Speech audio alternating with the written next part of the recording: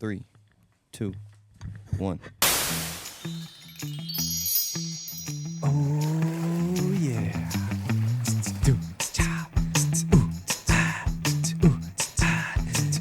Episode 2 of the Johnny Jigs podcast. You guys don't sing? Nobody sings? Tapping bottom with Johnny Jigs. From the bottom and from the top. That's what we're tapping. Because no one knows what to say. Now we're all talking. Man, I am excited to be doing the second episode of the Johnny Jigs podcast. And joining me today is my dearest co-host, Christopher Doyle, and Adam.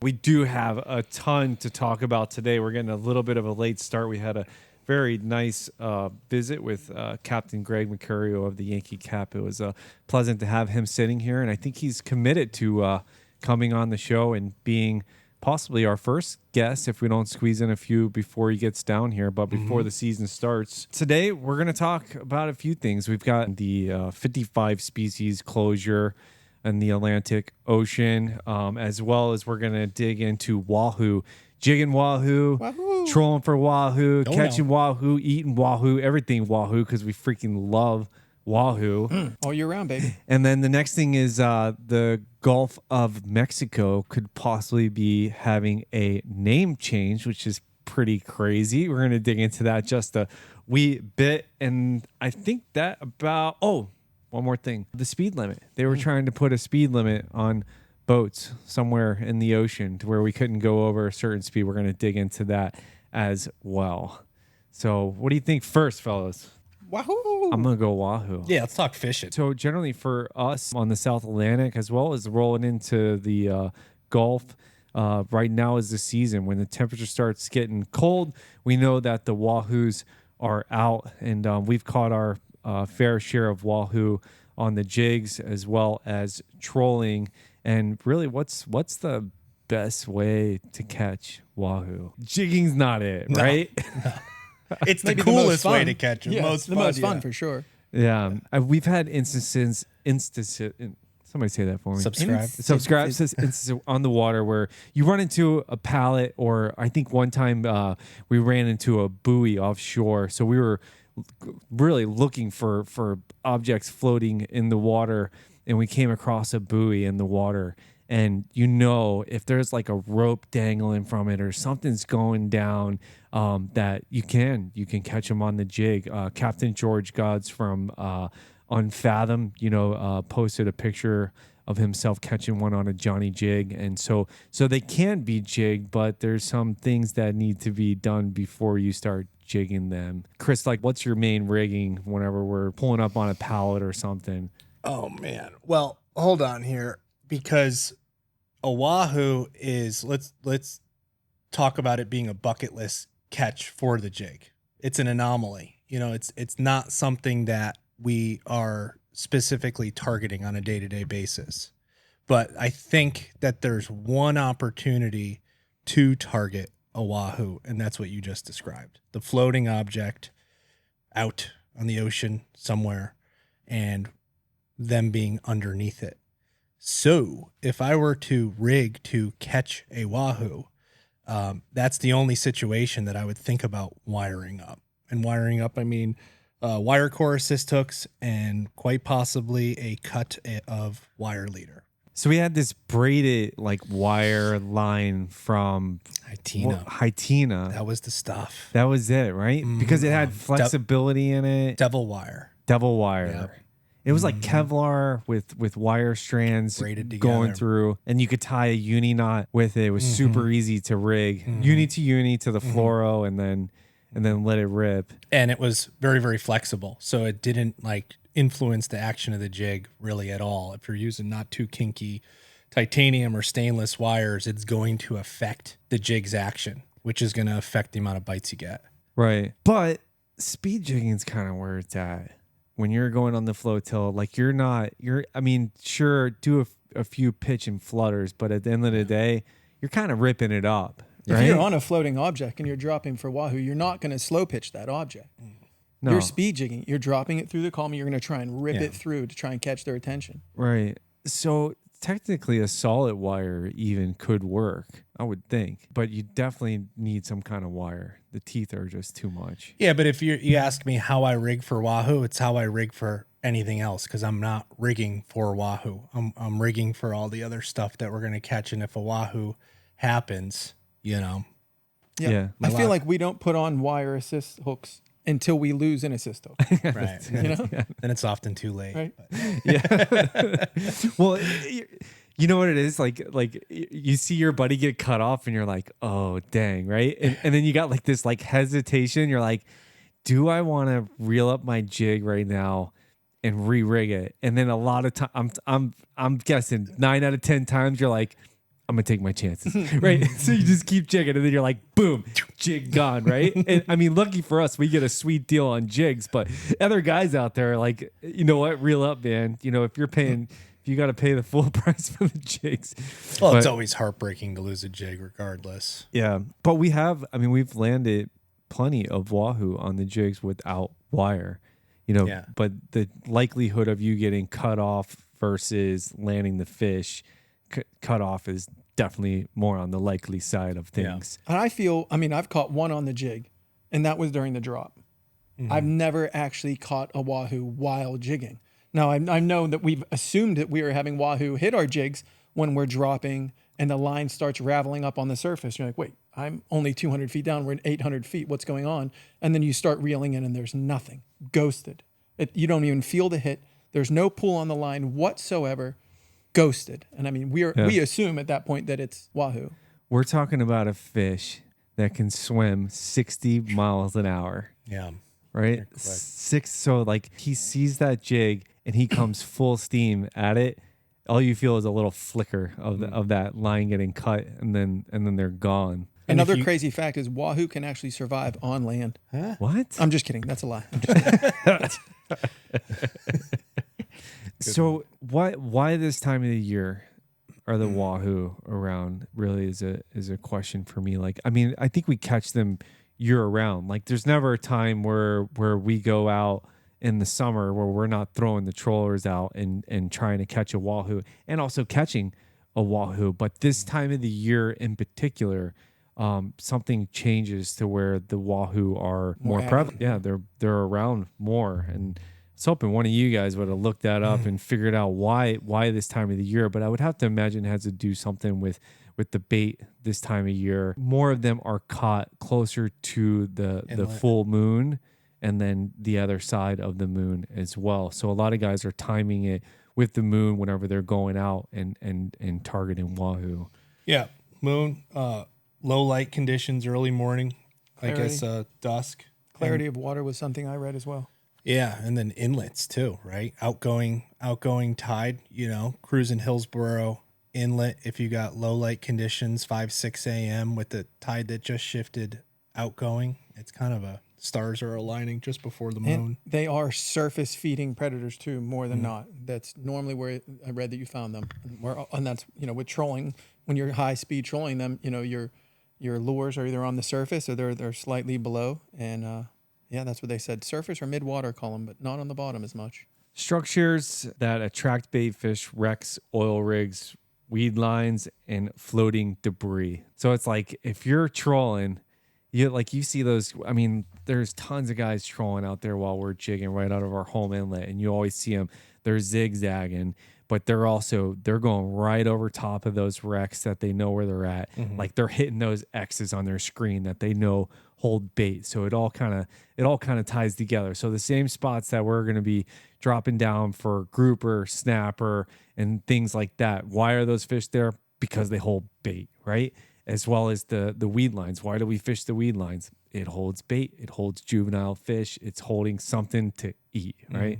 And that's what we're looking for out there. But I would dare to say jigging's not your jam. If you're going out for Wahoo, like don't go out for Wahoo with just your jigging outfit, right? No, but how many times do we say, what if it's a Wahoo? Yeah. As soon as the rod bends, what if it's a Wahoo? Well, every cutoff is a Wahoo, right? Oh, without a doubt, yeah. Crazy story. We took out this guy who was helping us build our website back in the beginning of Johnny Jigs. On our way out the inlet, he looks over at me and he's like, I've never caught a fish before.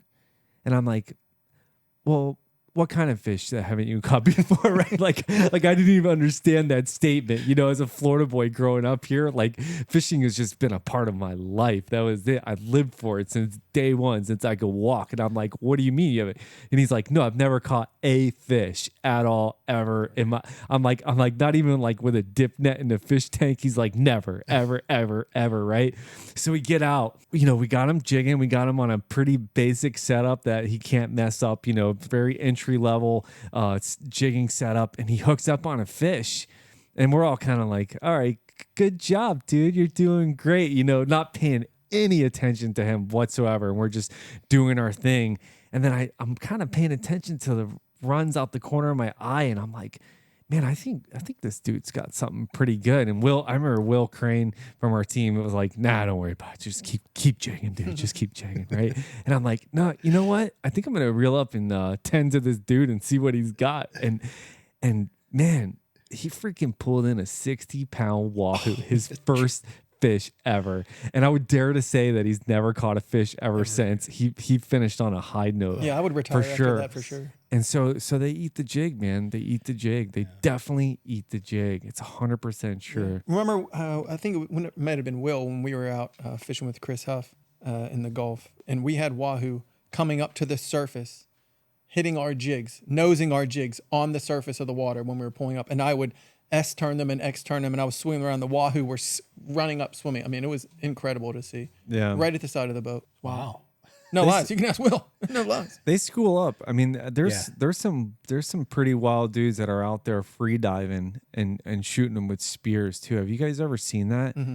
They've got like CDs almost, like they string them together, like they call them flashers. Put a weight on the bottom of it. I'm not sure exactly how they do it, but I know that they drop these flashers down and it attracts attention. They get over top of the school, and then dude free diving, they dive down and freaking blast a wahoo with a spear gun. Like, and that's pretty rad. Like, I don't even think they stop the boat completely. Like, these dudes are like jumping in and then Yeah, they're diving down and then with a PVC spear gun too. Like, some of these guys are wild. yeah, you got to respect that for sure. But the best way to catch wahoo, High speed trolling. hands down, right? Hands down. In the Bahamas. In the Bahamas. Yeah. Oh, it's incredible in the Bahamas. I mean, that's a whole another level. But high speed trolling. So what's the speed? It's like 18, 12 to 15 18. 12, Yeah. 12 to 18.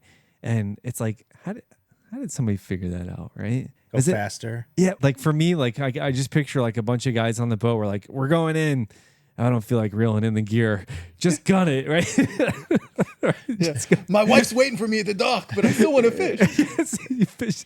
You high speed fish these freaking lures all the way in. You're like, holy crap, we got a wahoo. She's gonna have to wait, right? But how do you figure that out? And dude, you want to know who it was? Some Florida boys, man. Yeah. Florida boys throw down, man. They figure some stuff out, right? They're clever guys. So really, like, accredited to it. And I was looking this up. In 1995, a guy named Captain Ron Schatman really was accredited for it. I think there was like a bunch of things leading up to that. You know, I'm sure there's some other names that are involved in really making that happen. But this dude started just winning tournaments, man, and he figured some stuff out and like kept it tight to his vest. He's out of Miami, right? They say South Florida here. I think he was north of us, actually. You know what's kind of cool about it is that like this has been handed to us. Like, here you go, guys. You know, here's high speed trolling. Here's the lures to use. Here's the wire to put on. Go catch some fish and enjoy. You know what I mean? It was figured out for us. Like, we didn't have to figure anything out, which is pretty nice. But I guess I still got a lot of questions about high speed trolling though. Like, really, what is the optimal speed? What's the optimal wire length? What's the optimal wire size? You know, planer. You can't high speed planer troll, right? The planer slows. It's too much drag on the line. So it's got to be a diving lure. And like two of the biggest ones that come to mind is the Eury Bonita. And then there's the Nomad. They got a bunch of them: Mad Scad, Mad Max, DTX. Yep. And then color. What is the color? They vary in all the different colors for the lures, but I feel like we sell that hot pink Anything with a flashy, hot color seems to really do well with them. I know that when we were on the Yankee Cap, the mates were always like, pink, gotta go pink. It's gotta be the pink one. But I've fished that purple one many, many times and caught not only wahoo, but yellowfin tuna on it as well. Or the white one with the tiger stripes. Oh, the white one with the tiger stripes. Yeah. But it's got to dive down. There's some that just get kind of wonky in the water. Like it's got to stay down, and it does that little wobble to the left and to the right and doesn't pop out of the water. That's kind of the biggest thing. Yeah. I mean, when you're even reeling in an empty lure and you have that big lip on it and you're high speed trolling and it hits the surface. I think it's happened to everybody. Slingshot. You know, Yeah, that don't lure fish those slings on back. head boats. Well, yeah. Oh, you're not allowed to fish those on a lot of head boats. They won't even let you use big lip diving lures. They don't want any of the lips. So for me, I'm going Eury Bonita That's it. Oh, every yeah. time. I love Yeah. it. I'm going, Pink. and then for the wahoo on the jig, I'm going torpedo. I don't really care what color it is. I'm just going to use one of our torpedo jigs and rip it through the water. Yeah. I've gotten 3 wahoo on the jig, and each one was caught differently, and each one was on a completely different jig. So, I mean, there's the randomness of a wahoo strike. But first one was on a descent. Second one was actually pitching off the bottom in like 300 feet at like 5:30 in the morning, off the bottom, bang. And the third one was on a straight quick retrieve up, just trying to get my jig back up. But 3 totally different ways. Have you guys ever doubled up while jigging with wahoo? Because they're supposed to be solitary fish. No. I'd like to. They hunt Yeah. and pack. I'd like to. Yeah, it's going to happen. Now that we've talked about it, it's going to happen.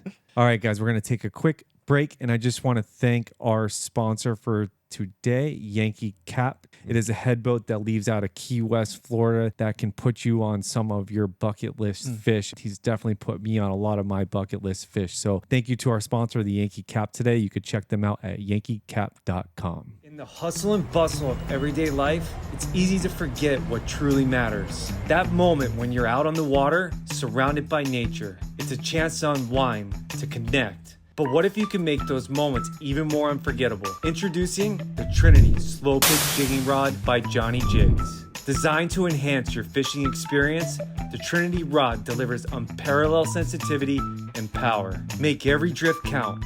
With the Trinity Slow Pitch Jigging Rod, you're not just fishing, you're connecting. Chris, I bet you won't call Captain Ron. I got his number. You won't. You, You won't. I mean, who are we to talk about wahoo? Yeah, let's do it. Let's give him a call. Oh, can you imagine if he picked up? Oh, that'd be freaking I got his awesome. number. Let's do it. See if we can get Captain Ron Schatman on the line. The OG of high speed trolling. Ask him if he's ever jigged one. Oh, that's a good question, right? That is it. Let's see if he picks up. That's the question.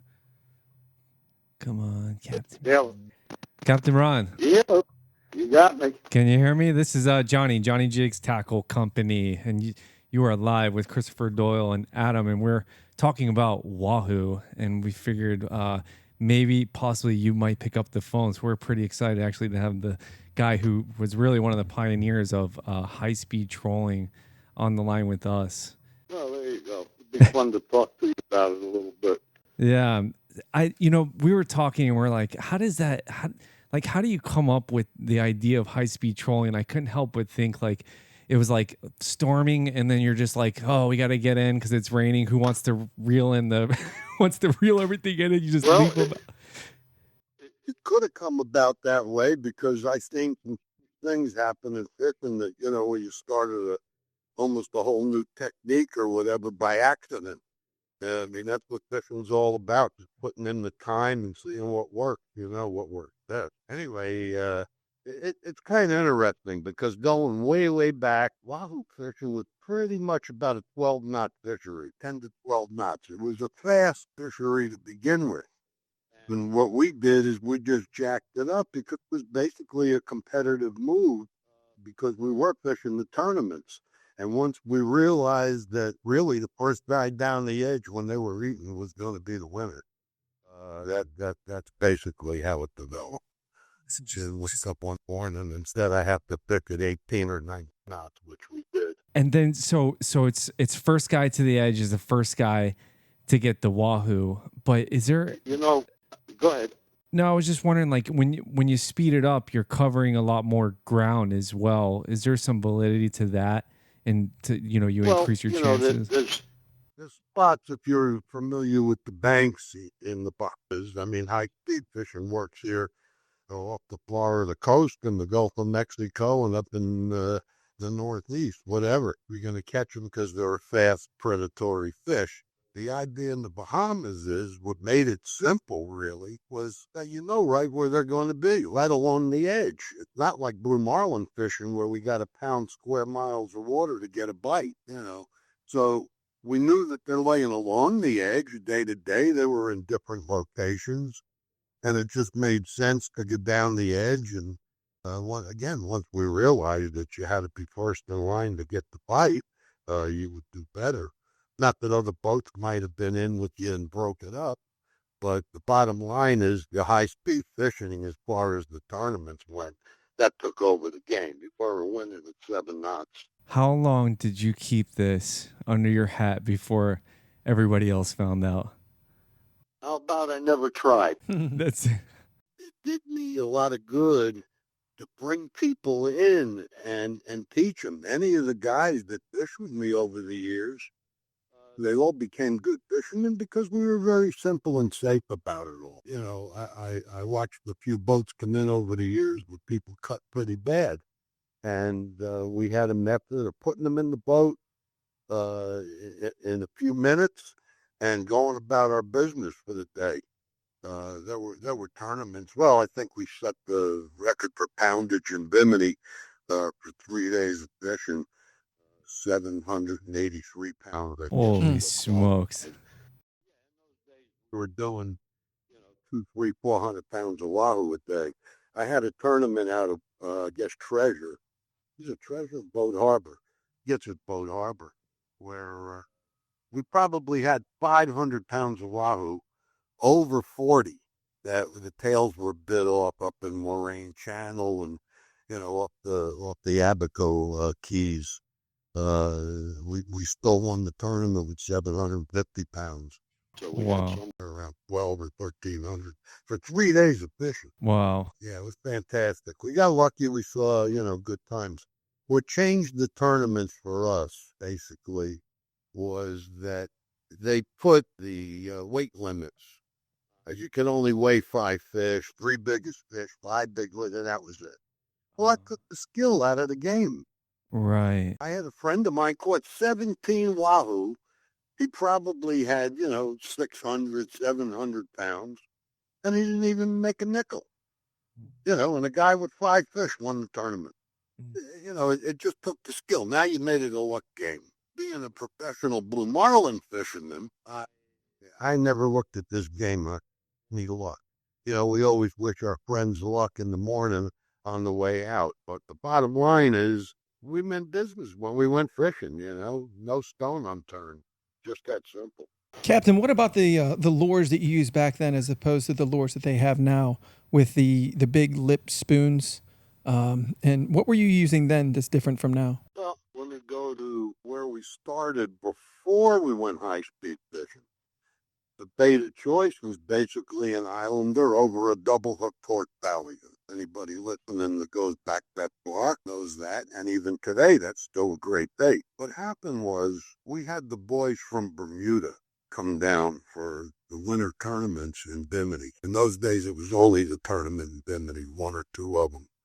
And they would, they're being, men of the sea.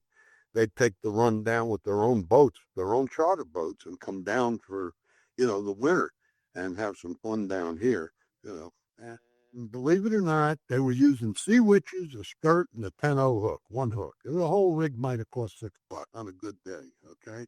Well, when we realized that you really didn't need bait anymore to fish for them, and we started going to lures. Well, at that time, I had boats that had 5 and 6 dozen Islanders on them, and I said, what am I going to do with these? So I went home, I took the Islanders or stuck a double skirt under them, and we moved our double hook rig into that particular lure. It was as simple as it got. We already had the Islanders and we already had skirts. So that's what we fish with. That and small little darts and jets and stuff like that. You can't imagine how many of the fish we caught literally swallowed the bait because it was small enough to swallow. Hmm. Now we're dealing with a lot more bigger and heavier lures, which, in my opinion, is a bit of a drawback. Huh. First of all, you know how the Wahoos crack at the boat. Well, if he had a 3-pound lure hanging in his face, 2.5 feet from his head, and he's cracking, all he's going to do in many cases is rip a hook out. So we stayed basically as light as we could. Now, don't forget, once we picked up the speed, a couple of things had to happen. And, that meant adding, a little more weight to the system. So we used our leader, 15, 20 foot, and our trolling lead, and kept the lure light and basically small to medium. The only reason I ever bumped up the size of the lure, which went from, just an Islander and ballyhoo size to the next size up, another couple inch bigger, was to get a pair of 11-0 hooks in my lure instead of the 10-0. Out in the Abacos, a lot of days the fish were all 50 and up. So, it meant having a little bigger set of hooks. Plus, you would fish in the tournaments, and the bigger fish added the length to it. So that was just another move, because of the competition. That's pretty incredible. I Pretty simple. yeah. Pretty simple. Yeah. That's why it's incredible. Yeah, it's simple. And the fact that you just kind of shared it with, like, I was just talking to the guys. I'm like, we've basically had high speed trolling handed to us on a silver platter, and it was like, this is how you do it. Go get them, boys. We didn't have to figure anything out.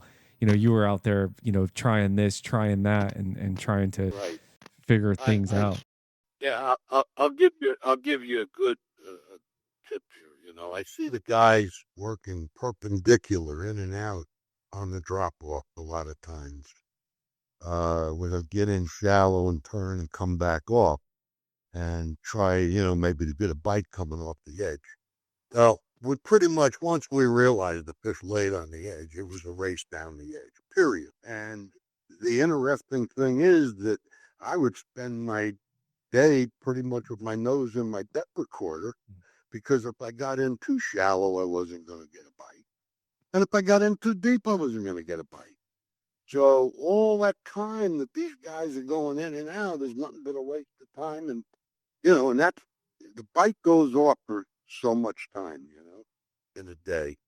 They bite in it, whether the tide's going in or out, it doesn't matter. You're on their eating schedule, and you want to make the best of it. So when the bite turns on, you pretty much work push the church in that area. That's all you can do. That is a good nugget.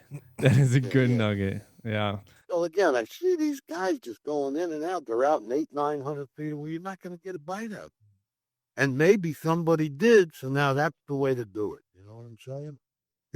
Things happen by accident. And when they happen by accident, sometimes we use that as a success. We count that as a success rather than, not that. If you caught in other words, if you went dolphin fishing and caught a broadbill, well, you're not going broadbill fishing like you went dolphin fishing the last time. Right. But you got luck. Right. Yeah. An accident is a success, but the question is, can you repeat it? Is it repeatable? And, That's right. And obviously we talk a lot about the jig here, and you got to say that, Wahoo is not a species that we target on the jig, but it's a species that happens on the jig. There's something more to that. I don't want to lose the thought. Under these schools of bonitas and tunas are where those wahoos are. Correct.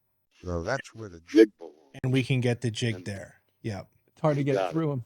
To get through the bonitas and the tunas. Yeah. I'm sure you've caught thousands of wahoo trolling. Have you gotten one on the jig before? You know what? I can't.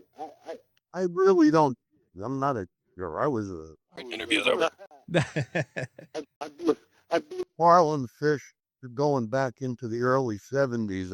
I got wrapped up with a species of fish that I chased my whole life around the world. And I don't mind telling you, we only really got into wahoo fishing because it was something to do in between marlin fishing season. And, once I started fishing more in the Bahamas and saw how good that fishery was, that's why I promoted it.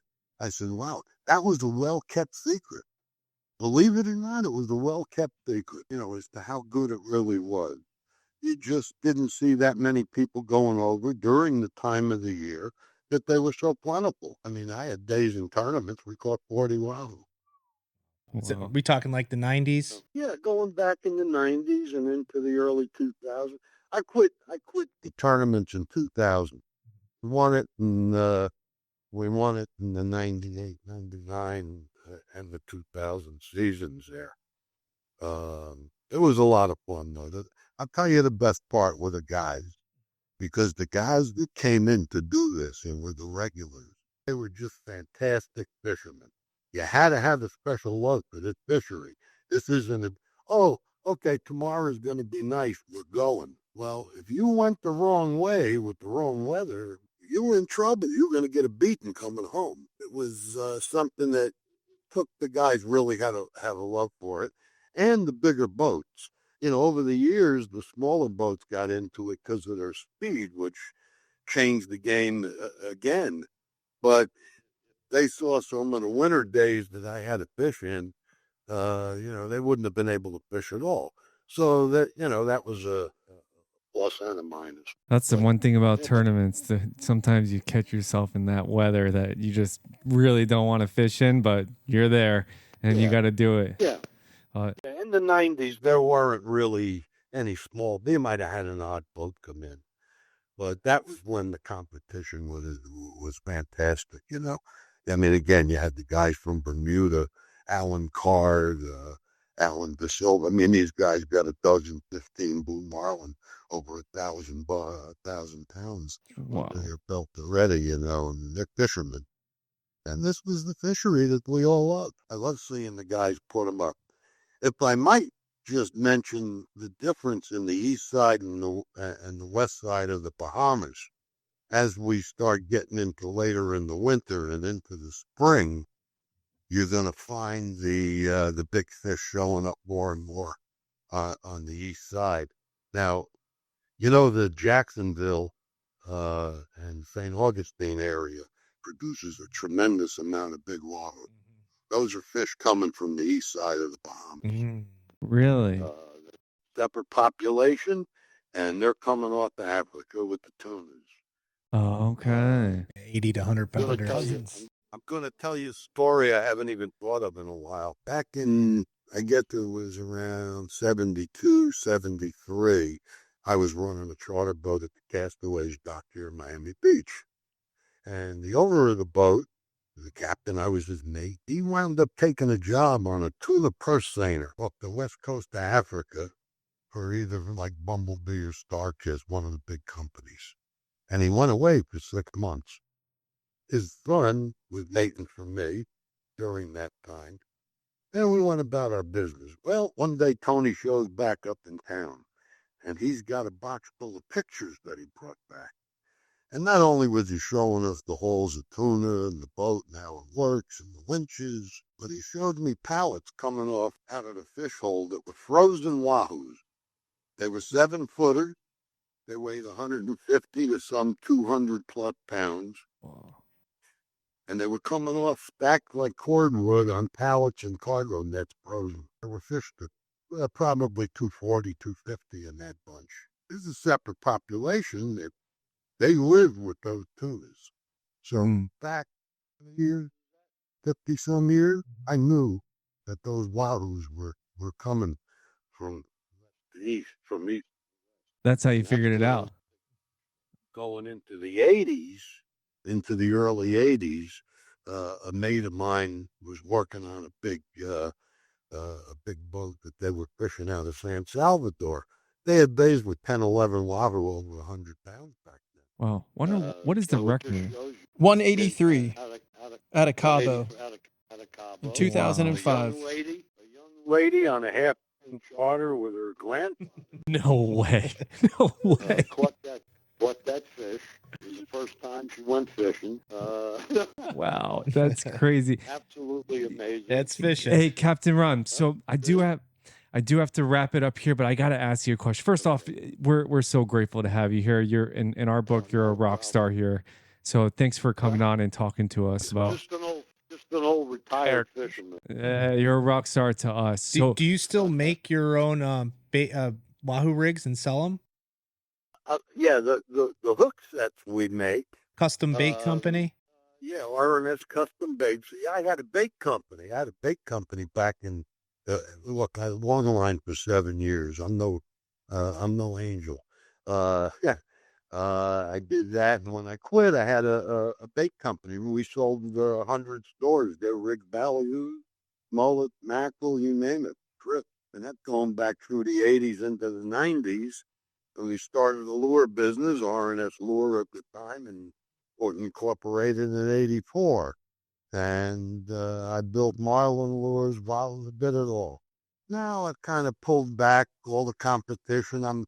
That's really not my mark. Okay. Like I say, I was lucky enough to get Shimano to wholesale with us. So here's the big question, and we're gonna wrap it up with this. If you were to go high speed trolling for Wahoo right now, what color lure are you putting out? Believe it or not, I always liked the natural color of black and silver. Black and silver. That will be forever my favorite. Oddly enough. Yeah. You'll see it's more consistent, even in a blue and white sometimes, which is always old faithful, black and red. But tell your gang that they want to put out a mixed spread in the morning when they start. If they're eating black and red, feed them 3 more. Okay. Love it. That's the Copy way to that. do it. Thank you, Cap. Yeah, thank you so much. Pleasure, guys. You're the man. Likewise. Take care. That was awesome. That was awesome. I need a 5-minute break after that. Yeah. Super cool. There was an announcement the other day, pretty sure it was coming across everybody's social media feed, that President Trump, who's officially the president today, is not considering, he says he's going to do it, going to change the name of the Gulf of Mexico to the Gulf of America. And listen, you got to think about like as my Johnny Jigs being our brand, right? Like I will rep my brand through and through, right? Like I'm going to wear Johnny Jigs everything. I got Johnny Jigs belt and I'm screaming it from the mountaintops. And I feel the same way about my country, right? Like I'm going to rep my country. So anything that's got the name America in it, Works. It's got a ring to me. You know what I mean?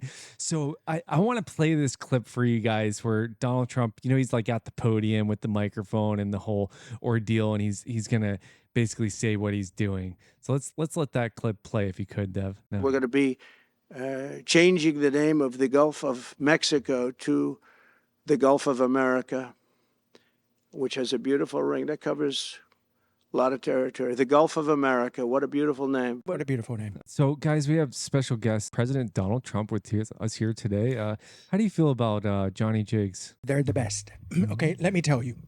Johnny Jigs are the best. I did the clap button. Nothing's better, And I was just thinking about this, John, I was thinking about this, John and Chris. I think I'm going to change the name of the Great Wall of China to the Great Wall of Fauci. How do you do? I don't feel know. like so many people got these Donald Trump impersonations down. Like I just can't do it. I'm not even. Have you tried one? Dude, it's not. You did pretty good too, Chris. That was the first time I ever tried one, I think. Hands down, the best Trump impression is from Shane Gillis. Joe, you're an idiot. Please stop. How do you feel about gay rights? I like it, but they're going a little overboard with the dancing. Oh, he slays it. Dude, Hilarious. my uncle and nephews met him last night. Really? Bruh. He's at the national championship game, which is tonight. Ohio State, Notre Dame. Major jealous. Shane Go Gillis is a Buckeyes. huge Notre Dame fan. I got a picture on my phone of the boys with Shane Gillis last night. Wow, The boys. that's pretty cool. Yeah. Were they dropping jigs with the boys? Young Johnny's repping his Johnny Jigs. hat. Yeah, man. Sure is. What? So, do you think that they'll be able to change this name? Like, I mean, I think it takes a No. lot. I think it takes like There's what- more. what I was reading was it's the Board on Geographic Names, the BGN, really needs to like approve this, but then getting it accept internationally as well is a totally different thing. So granted, we could change it probably a little easier within the US, but then getting everyone else to say that No one else will recognize it. No. it's the But goal. Obama did it. Obama did it with, what was it? He did it with Mount McKinley. Oh yeah, I Because it read was about named that. Mount McKinley in 1901, and then he changed it in 2015 to name it Denali. Yeah, I read about that. You know, So they may not recognize it, but No. I don't know. It's still a cool idea. America. Hey, here's a cool fact. I know for a fact that Donald Trump Jr. has caught a fish on a Johnny Jig. No Yep. way. We have picture evidence of that, which is pretty cool. So we just for the sake of keeping their privacy, but we have a buddy who takes them out fishing from time to time, and for a fact, Mr. Donald Trump Jr. has caught a fish on a Johnny Jig, which is Reef donkey. pretty rad to the bone, if you ask me. Anybody can do it. Anybody can do it. Anybody can do And it. we have a friend, Captain Adam, who has a charter boat program out of the Gulf, right? And what's Oh, that's right. He's got Gulf of America Outfitters. So, Joe VT is his captain, who's a big famous YouTube guy. great channel? Probably- Favorite channel. It's my favorite channel. Probably one of Love the Jofi. fishiest freaking YouTube guys I've ever met, right? So runs the boat for Adam, but Adam has Gulf of American Outfitters. And so when President Trump announced that he's going to possibly change the name, all of a sudden his phone starts blowing up, right? And he calls me up. He's like, dude, Johnny, he's like, I gotta make some shirts. I gotta do this. He's like, my phone will not stop because of the name changes. It just happens to be the name of his outfit. But I actually had the opportunity to fish with him and Landshark Outdoors, Ryan Morey and Joe VT on their trip out of Louisiana. And dude, let me tell you something. That fishery is incredible, man. It is. Oh, bro. It's the hot spot right now. Dude, I've got a charter booked this year. We got to see who's on the lineup, but it's going down. Like, I don't want to fish anywhere else, man. Free. Adam's checking his schedule over here. He's free. It's hard to get in the rotation, Adam. I got to tell you, it's hard to get into the rotation. But, I mean, any thoughts on the name change? I mean, like, what's the? I don't know. It's the same water body, same area. Yeah, It's a name. I Got think American the same in as it. President Trump. It's a branding thing. You know what I mean? Like he loves his brand, and America is it now, dude. As the president of the U.S., better be your brand. You know. Yeah. But, so that's kind of a cool thing. So there's a few other things, guys, that we were gonna get to today, and one of them that I want to just touch on quickly was there was discussions back in 2023 that they were going to regulate the speed that boats could travel, and it was all in an attempt to preserve the fishery. There was like some whales. North Atlantic right whale. Okay, they were basically saying like during the spawning season of this whale that they needed boats to slow down. Then they kind of went to like year round, so boats were not going to be able to go over 11.5 miles an hour, which In is the open ocean. which is 10 knots, right? 10 knots. That's it. All for what though? How many of those whales were even killed per year by a nautical craft? I'll tell you, 4.5. And their estimation was that whenever a nautical boat would hit one of these whales, if it would slow down to 11 miles an hour, it would go from a 90% chance to an 80% chance of killing it. You got the facts. Yeah. My cousin's a whale. I know all this stuff. I mean, statistically, it sounds like it's kind of not worth it. It's a little bit of a stretch. You know who would be really a lot of it. You know who would be really pissed off about this? Captain Ron Schatman. No high speed Wahoo trolling We for need at you, least 12. my friend, right?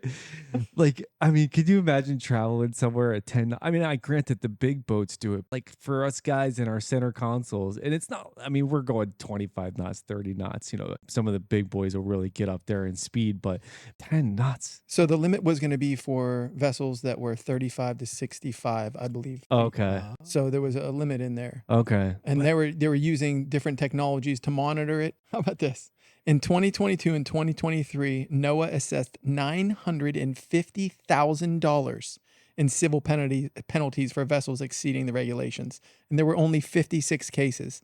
That means it's an average of $17,000 per ticket. Oh my gosh. The violations could result in fines up to $20,000 and prison time. Like literally you can go to prison for running your boat on a Yeah. plane. yeah. So less than 1.2% of deaths per year on the right whale are from boat collisions. And in the past couple years, they've been increasing the whale population. The right whale population has even been increasing by 4% a year.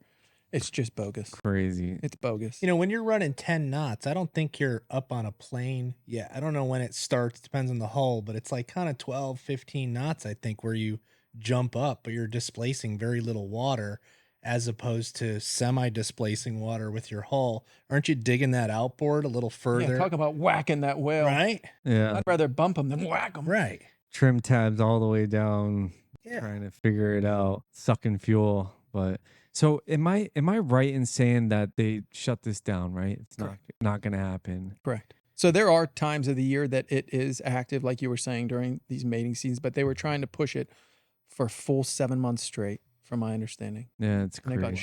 shut down. I didn't even give that much brain power. I just, kind of laughed and wrote it off in my head. No, how could that ever happen? Yeah. I remember when they announced it, Yeah. we did talk about it a little bit, but we didn't dig into it too much. So I guess I think that's a win for us that they shut that down for sure. So another topic of shutting things down. So I know it seems like every day it's something that they want to shut down on us. And I don't want this podcast to be, centered on regulation, stuff like that, but we need to talk about it, right? There needs to be a conversation. And I think that the more that we talk about it, the better understanding that people will have, and we can get to better solutions instead of just identifying the issues and stopping everything. We have to understand the full picture from everybody's side is important for, I think, the fishery, the economy, and everybody involved. But so there's another discussion.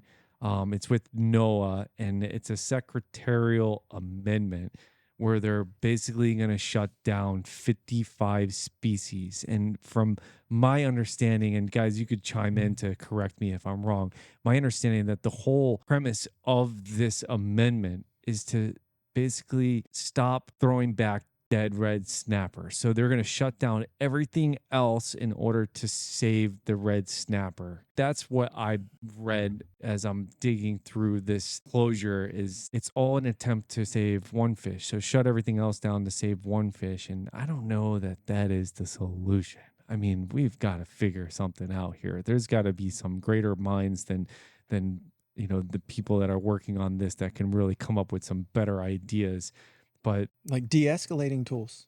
Yeah, so it's Descending tools. Descending tools. Yeah. right, Same difference. educating people, Yeah. right? Mm-hmm. Yeah. Do you use a descending tool? They did release, to where they made it a rule that people Mhm. had to use descending tools. Rigged and ready to go. Rigged and ready to go. And then this was years ago too, but they weren't enforcing it, right? So then I think it was like a year ago where they really said, okay, we're going to enforce this, but there was no education on the tool that came with it. So they were kind of, granted they were giving it away for free, which was pretty cool for them, not us who were selling it whenever they started giving it away for free.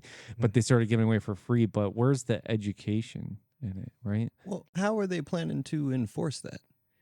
Or are they going to come up to everybody's boat and? When they do. Okay. When they Which do. you've seen happen. Yeah. Yeah, I guess I can get it, but I mean, come on. So when your boat gets boarded, if you were bottom fishing, there's a lot of gray area. You're right, Deb. There's a lot of gray area. So if you were bottom fishing, and they can look at your tracks on your screen, whatever the case may be, if you have snapper or a grouper in the cooler, they can say you were bottom fishing. Where's your descending tool, right? So that's a way that they can enforce it. So it can be done. And honestly, if you're a good shepherd of the sea, right? If you're somebody who cares about this fishery, you care about the fish, you care about the future for your children, grandchildren, then you should be using a descending device, you know. And I've been on boats where these guys aren't doing it, man. I'm talking about charter boats where these guys aren't doing it. You know, and we don't air out people's dirty laundry, but you know what? I think it's time for us as anglers. If you're on a charter boat, if you're on a head boat and you see fish floating away and you see no effort to use a descending device, let them know. You know what I mean? Get snappy. Stand your ground a little bit and let these people know that, hey, what you're doing is wrong and you're part of the problem. We always bring ours with us now everywhere we go. Yeah. We always have them, you know, and they are talking about educating a little bit. They have returnemright.org is a website. That's RETURNEMRIGHT.org. If you go on there, there is a small, maybe 5-10 minute section of education that you have to go through. But once you complete that, they actually send you the whole kit. They'll send you the clamping device. They'll send you the poking device that you can pull down and a 3-pound weight. Everything's free. And it's all by a government grant trying to help out with this type of issue. I mean, I think, you know, we need to do more like this than just limit it. There needs to be more education. There needs to be more ways to get these devices out. If we're going to make it mandatory for people to have them, well, let's get them in their hands. And that's why I like how Return Them Right does it, because it's not anything from us except a little bit of learning, which is good because there were a couple things when I went through that I learned that I didn't even know on where to poke the fish first if you didn't have the proper descending tool. With We clamps. carry descending tools. Correct. I'm the worst online salesman in ever. our- I know. Worst salesman ever. You know, Yeah, go to Return Them Right. Yeah. Or Not buy Johnny the Johnny Jigs. Jigs. Well, they give you the see you later hook, the basic see you later. No, they hook, give you see you later. They give you the clamping, but and they don't give give you weight. the pressure Nope. release. They give you all. They three. give you the $60 one. They give it all. It's $100 and some value, and they give it for free. So wait, you get the see you later hook and the descending tool? Yes, sir. Wow. For and a free. 3-pound weight for free. yeah, we should just Well, start actually, giving we're ours all away paying too. for it. It's a government grant. Yeah. It's funded by a government grant, so we're technically paying for it. So if you haven't done it, go do it because you're paying for it. Right? I've heard guys say, "Oh, that doesn't work," and the fact of the matter is, it's the best option, and they have proven it. The guys who make the tool have proven it. Sequelizer by sending video cameras down with the fish, and you could see like fish that are really suffering from barotrauma. Their eyeballs are sticking out, their gills are popping out, and as this fish descends, you watch everything just kind of go back into place. So, and then swim away. Right, swim away. So now, are they following the fish for the next 5 years to see how he's doing? No, you know what I mean. But at that moment, it looks like the fish is doing a heck of a lot better than floating on the surface. Yeah. Right. So does it work? I believe so. Better Isn't than there- getting chewed up by a shark on the surface. Isn't there another way to descend a fish though, like with a hook and a big weight? I'm pretty sure I've seen this happen one time, and we actually opted to stop them and be like, no, we have these. We think these are more ethical. Isn't that another Yeah. way? So there's a couple of things. So venting the fish was like a big deal for a long I time. think that's what it was. And you had to have a venting tool. But the downside to that is like you're jabbing a hole in the fish, right? And who knows where exactly to jab the hole in the right place. There are some captains out there that are real good at it, but for the average recreational fisherman going out there and, you know, on a weekend, you know, they're maybe out 3 times a year or something, they're not going to know how to use that tool and stick that tool in properly. You know, they would have to spend some time educating themselves beforehand. But there's a second option. So the great one is the one that hooks onto the lips and then releases at a certain depth, at a certain fathoms, right? So this tool knows what depth it's at, it lets go of the fish, good to go. And there's different settings on the bottom of the tool that you could spin it to release at different depths depending on where you're fishing. But the other one that we were using for quite some time, which is still a great tool, is it's a little almost like a hook that hooks into the fish's mouth. You send the fish down, and as soon as you get down to the depth that you think that the fish is good, you basically just set up on the thing, and the fish can go. Yeah, it's tied off at the rounded section, so the weight is pulling it down when it's going down, and then when you pull on the hook, you actually are pulling the hook back up It looks directly like a out of the fish's big, mouth. thick paper clip almost. Yeah. So back to the closure though. So if this is all an attempt to shut down the red snapper, like I wonder how endangered is this species, right now. I watched a YouTube video from the Key West waterman the other day, and he went out commercial fishing for red snapper, right? And he's got a spinner, or just a pure Key West spinner. We use spinners. So South Florida boys, we love our spinners. He's not using electric reels or anything. And he's like, I'm going to go out commercial fishing for the day. He's by himself. Dude's by himself. There's nobody he's just got his camera. He's talking to the camera, and he catches over 100 pounds of red snapper. And this was, I think, last July when the season was open for commercial guys, because he's got a commercial license. Basically, at the end of the video, he's like, there's not many other fish that I can come out here and just target them and know that I'm going to catch my commercial limit for the day. He's like, but this fish is one of them. He's like, so how bad can it possibly be for, the population of this fish? So if we're shutting down all of these species in order to save the red snapper, something needs to be assessed again. And I can't tell you how many times over and over and over I've heard it from very respectable fishermen who are on the water every day say, this fish is not endangered anymore. How many days did we get down here last year? One day. They extended it in the Gulf though. Louisiana and the Gulf got more. Yeah. Not here. No, you talk to guys that are up in the northern Florida. They'll come to the shop and they'll be talking about how they're trying to get away from the red snapper. They want to get the other fish, but there's so many red snapper that there's nothing they can do. I just want to go fishing. Like, yeah, let's get tight. Well, guys, that's about all the time we have for Tapping Bottom with Johnny Jigs today. Thank you, Christopher Doyle. You're welcome. Adam. No problemo. Episode 2 in the books. This is fun. It's great.